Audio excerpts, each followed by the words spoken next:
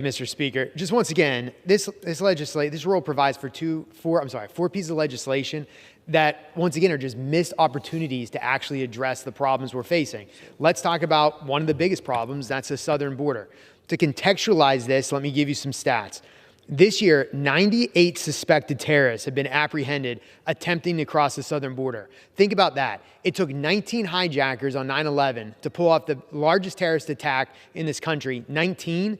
In this year alone, we have let 98 suspected terrorists walk across the southern border. In October, there were over 2,300,000 illegal immigrant encounters at the southern border. That's just in October. To put that into context, that is a 334% increase from the average number of October encounters under President Trump. In November, there were more than 70,000 known gotaways at the southern border. That's a historic record.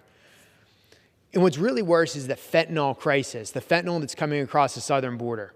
There were more than 14,000 pounds of illicit fentanyl seized in fiscal year 2022.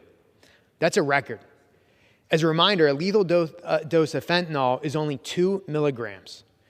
Fentanyl was responsible for 2/3 of all drug overdoses last year. There's been a 94% increase in fentanyl deaths since 2019. And to put that into more context, that's one fentanyl overdose every 7 minutes in the United States.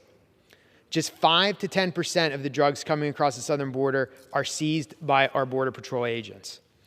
And what does the administration say on this? It's classic gaslighting.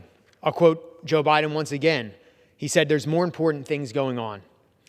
Kamala Harris, the so-called border czar, said the border is secure. DHS Secretary Mayorkas said, look, the border is secure. They're either gaslighting or they have no connection and no grounding in reality. And as far as the omnibus, let's just go back to September. In September, House Democrats were clear in their opposition to postponing a government funding fight to the Democrat-controlled lame duck session. We didn't want it then, we don't want it now. Unfortunately, on September 30th, a continuing resolution was passed funding the government through December 16th. So here we are today. This one-week continuing resolution is an attempt to buy additional time for a massive lame duck spending bill in which House Republicans had no seat at the negotiating table.